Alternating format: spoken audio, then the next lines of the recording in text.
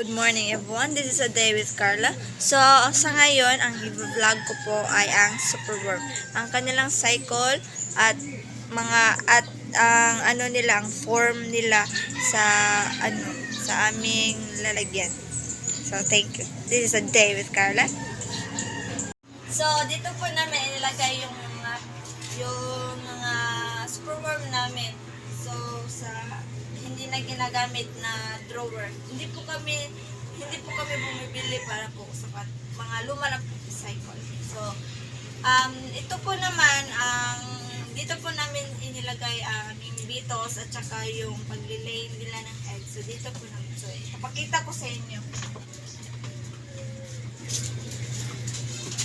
So, yan. So, ito po yung beetles. Tsaka dito po sa loob ng carton dito po sila naglilay ng eggs. Marami po yan. So this is the beetle. So beetle to egg is 1 to 3 months sila maglilay ng eggs. Tapos from eggs to superworm naman is 10 to 12 days para yung egg mag-transform sila sa superworm. So, ito po yung superworm. Ito po. So, ito po yung superworm. Ayan. Tapos, from superworm to pupa naman is 3 to 4 months para sila po mag-pupa na. So, dito po namin nilagay para hindi po sila ma-disturbo ng ibang superworm. So, ito po. Mag-change na po siya na. So, ito po yung pupa. No, hindi po ito yung pupa. Malapit na po itong mag-pupa. So, ito po.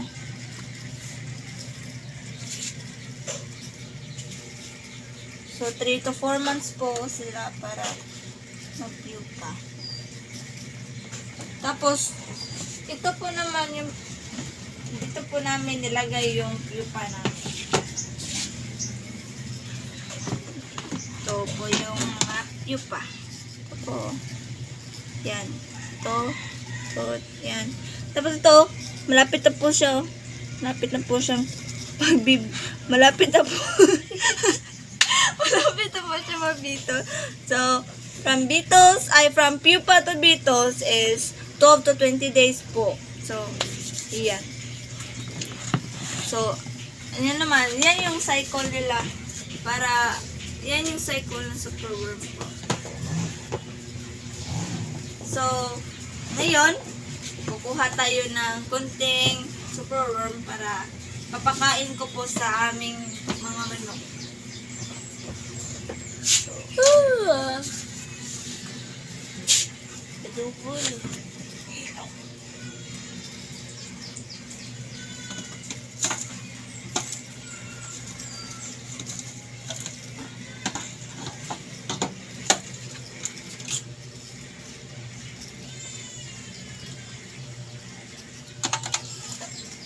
Since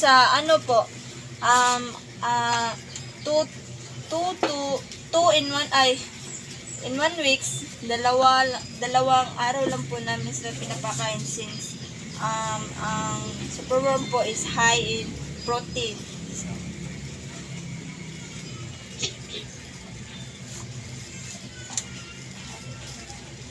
ito na po yung mga superworm na papakain ko po sa aming mga manok. So, tara! So, mapapakain na po tayo ng aming mga manok.